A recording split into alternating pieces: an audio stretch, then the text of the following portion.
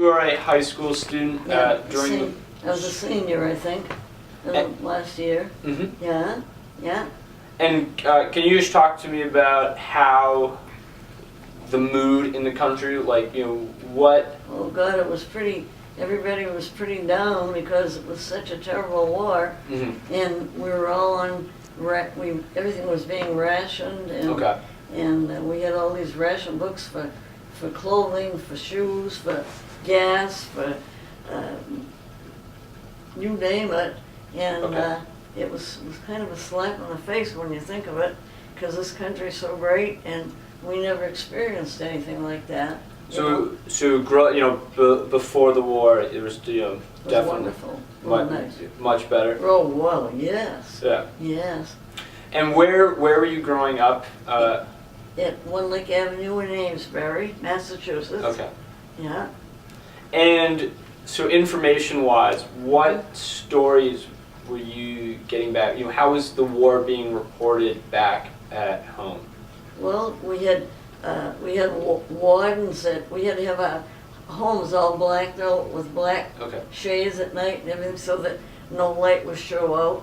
And I remember one time we were called to the assembly hall at school, and the submarines had been sighted at Portsmouth, New Hampshire. Yes. And so they sent us all home in case, but I don't know how they ever settled it. They never said anything after. But that was kind of a little scary thing for kids. Mm-hmm. Yeah. So was there definitely kind of a hysteria of sorts? Like, were people scared? No. Or? Well, it kind of took you by surprise, and you backed off a little bit, and you wondered. But like I said, we were just kids, and Okay. Kids don't work. I don't think kids that age take things as seriously as older people. You know what I mean? We probably. So was there? There was Yeah. at least among your friends, there was Yeah. kind of a lighter mood. I had a boyfriend in the Marines, and my brother was in the Air Force, and we hated to see them go, of course. Mm-hmm. And you're worried about that all the time. The kids being taken in the service. So how did the stories? How do the stories compare between the stories you were getting from your brother in the service versus how the national media was reporting the events? Well, all the letters back and forth were whatchamacallit, they were open and They were censored. and they were censored and photographed, and you got these little photographs of the letters that came to you. You knew that the government was looking Yes. into all this. Mhm. If that's any help, I don't know. So were there maybe parts of the letters that were like blacked That were out? deleted, yeah. Okay. If anything pertained to the government didn't want known, Okay. Yeah. So how good of a sense did you really have of what was actually happening to your brother while he was We're afraid. deployed? We were afraid, we didn't. It was war, and it was unexpected, and it was one of those things. And did you know where he was? Or Yeah, is he never went overseas for some reason or other. Okay. And my husband was in the Air Force for 22 years, because he wasn't my husband then. And he went all over the world, Okay. but Your brother was never sent overseas. he was never sent overseas. He probably did just one hitch in the Air Force. They used to go 4 years and then discharge him or whatever. So while your husband was sent kind of all Oh, over he the went place. all over the world, yes. My husband he died recently, a couple of years ago, but he was a career man in the Air Force. Okay. Yeah, he loved it.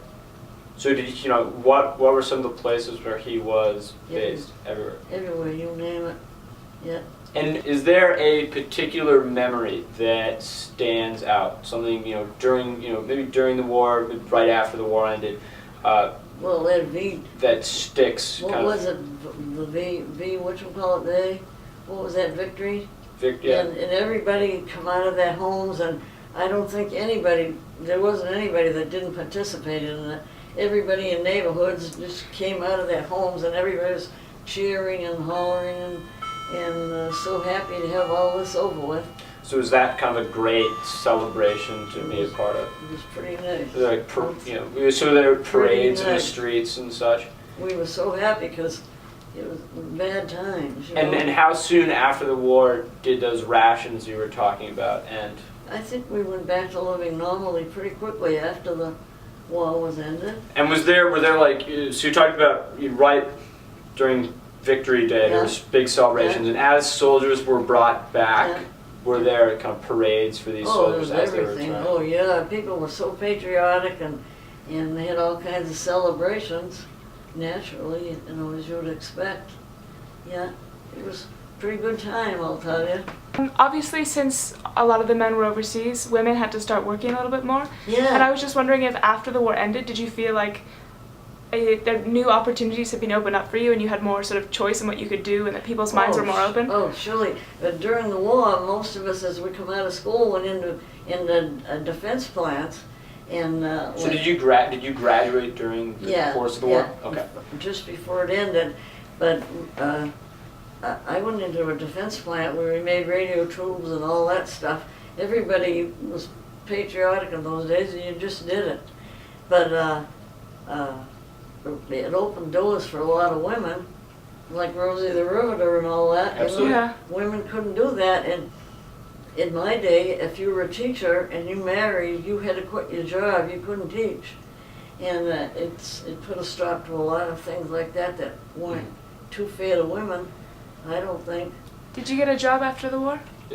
Yeah, well, yeah, and then shortly after I married, and I went with my husband wherever he was, and I raised my daughter.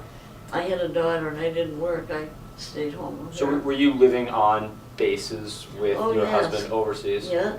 And did you ever miss kind of work, going, did you ever miss working? No, Yeah. because like I say, I brought my daughter up, and I love doing that, and that's what women did in those days.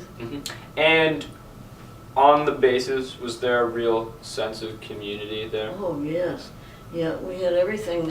We lived they had a separate unit for all of housing for all the JIs and their dependents, and they had schools, and we had a hospital on every base, and you had access to doctors and everything if you wanted it. And but you got used to living like that, and I wouldn't want to go back to it now, but it was pretty nice. It was pretty nice. And we got we had places where we could buy groceries at a discount, and all stuff like that. You could live right on the base if you want, if you chose to. And well, people treated us pretty well. Yeah.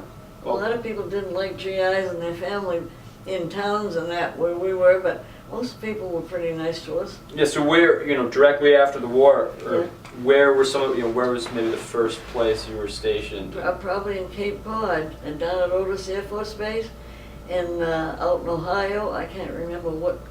I can't remember the name of that base. It was in Columbus, Ohio, and then they shipped us up to Presque Maine, and we went different places. Were you ever sent overseas? I never went. You never went because if your family went, if a husband's family went with him, he had to spend like probably 4 years over there. Okay. But if the family stayed home, he'd come back quicker.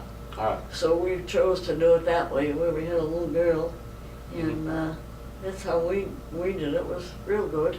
Yeah. Real nice living.